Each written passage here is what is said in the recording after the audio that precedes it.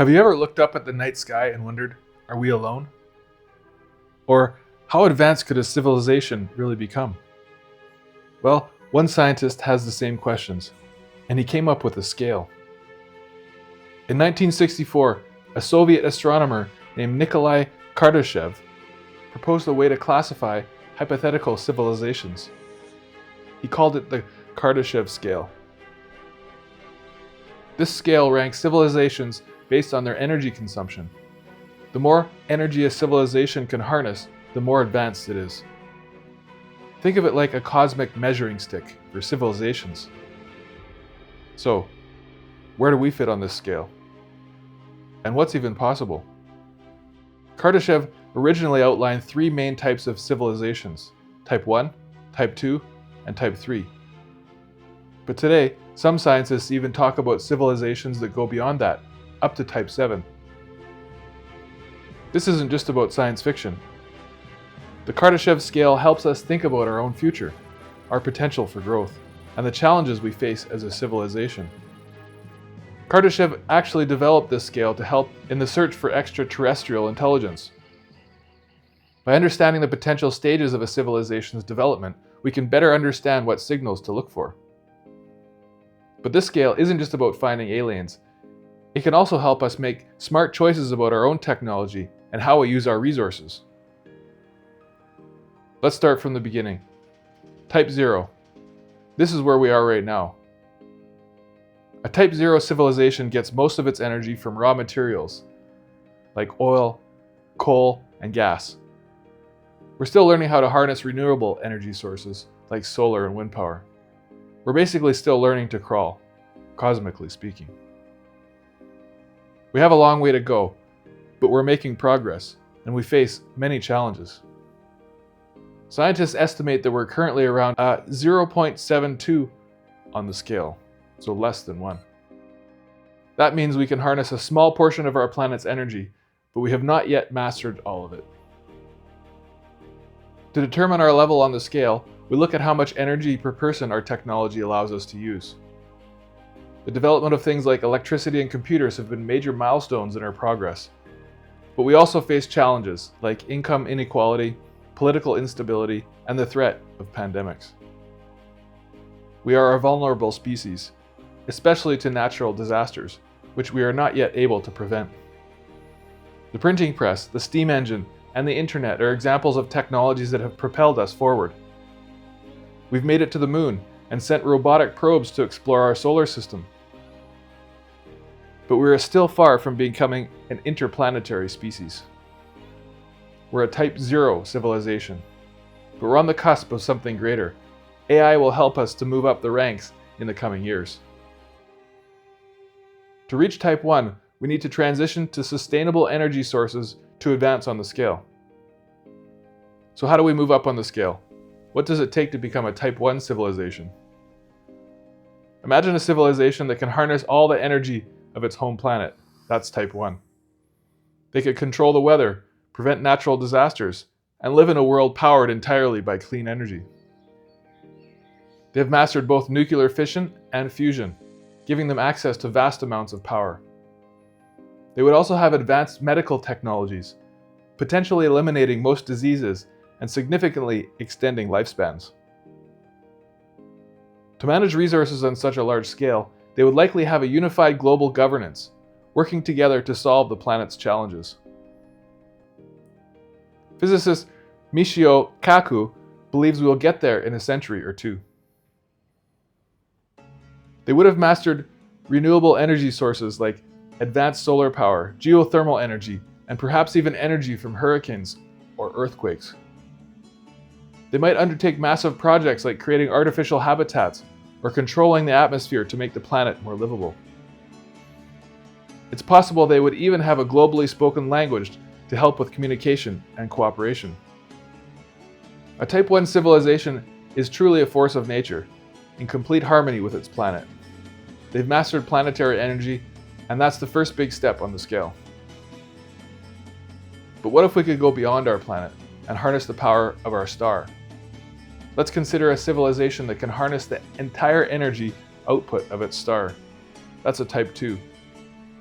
They've mastered the power of their sun, likely building megastructures called Dyson spheres to capture all of its energy.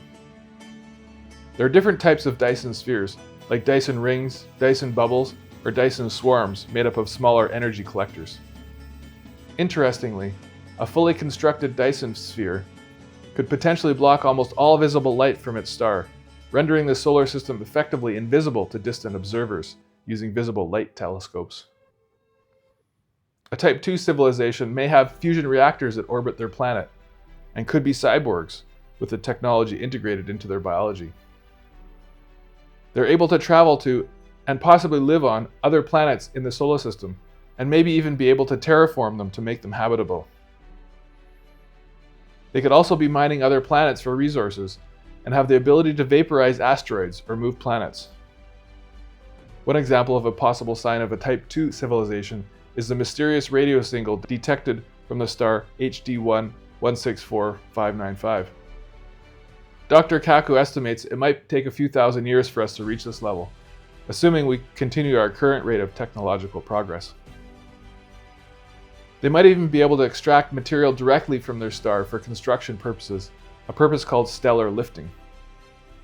They would likely use advanced robotics and automation for building and maintaining their megastructures and for space travel. They may even be able to achieve interstellar travel using methods like solar sails or fusion rockets. A Type 2 civilization has achieved a level of mastery over its solar system that's almost unimaginable to us. But harnessing the energy of their home star is just the next stepping stone. What if they could go beyond and harness an entire galaxy? Now, imagine a civilization that can control an entire galaxy. That's a Type 3. They can travel throughout their galaxy and harness the power of not just one, but multiple stars, potentially using black holes for energy. They would have mastered genetic engineering and might even be able to create wormholes for faster than light travel. They'd have the power to move entire star systems, merging them to harvest energy more efficiently. Interestingly, we might be able to detect them by observing sudden disappearance of many stars in a faraway galaxy, signaling Dyson spheres have been built around several stars. There are even two galaxies that have unusual high amounts of infrared light, which could be a sign of such an advanced civilization. It's estimated that it could take us anywhere from 100,000 to 1 million years to reach this level. They might build structures that span across entire regions of their galaxy, like galactic scale communication networks, or even ring worlds. They could potentially extract energy from rotating black holes using a process known as the Penrose process. They would have unimaginable computing power, possibly using entire stars as computing devices in structures known as Matryoshka brains. They might even have a form of galactic governance to maintain order and cooperation across vast distances. A Type 3 civilization would be a true galactic superpower, with a reach that spans across billions of stars. They've mastered galactic energy, but some scientists believe there could be civilizations even more advanced than that. Moving on, what if a civilization could harness the energy of an entire universe? That's where we get to Type 4. They could potentially travel to different universes and even manipulate the fundamental laws of physics within their own universe. They would have the ability to destroy or create entire worlds and could manipulate time, creating different timelines. Their AI would likely be so advanced that it would become part of the structure of the universe itself. They might even be able to harness dark energy and dark matter, which make up most of the universe.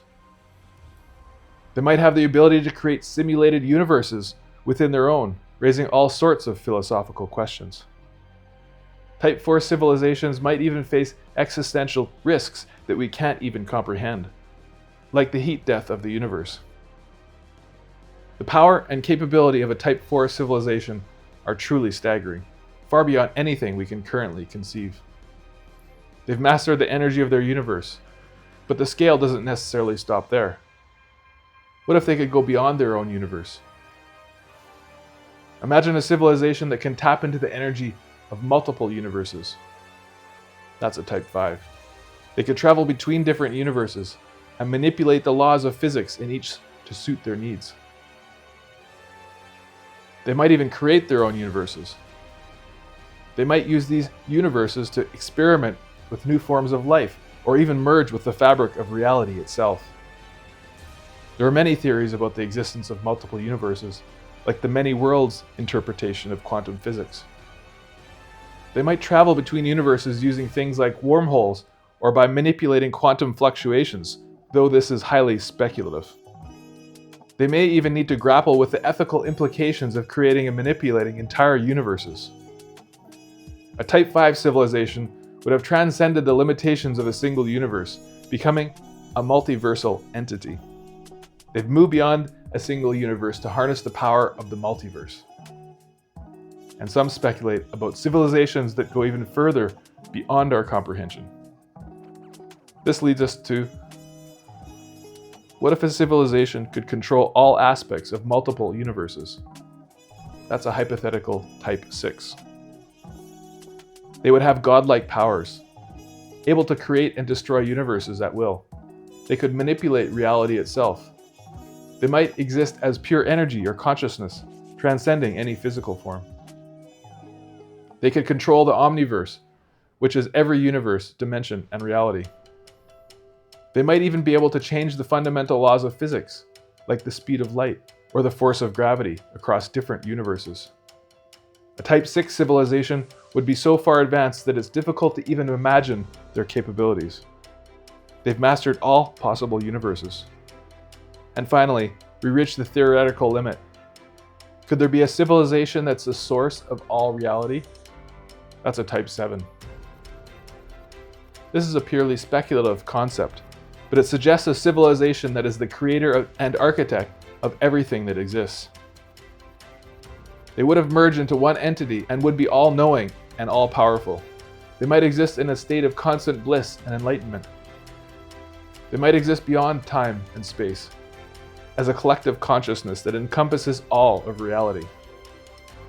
Some scientists and philosophers have theorized about an omega point, a final state of ultimate complexity and consciousness, which could be similar to a Type 7 civilization. It's interesting to note that the concept of a Type 7 civilization has some parallels with the idea of a creator god in some religions. A Type 7 civilization would be the ultimate level of existence, a true cosmic architect. They are reality itself. Now, it's important to remember that the Kardashev scale, especially these higher types, is highly theoretical. Some scientists argue that it focuses too much on energy and doesn't consider things like information processing, the size of civilization, or how complex their society is. Also, technology may not advance in a straight line, as the scale suggests.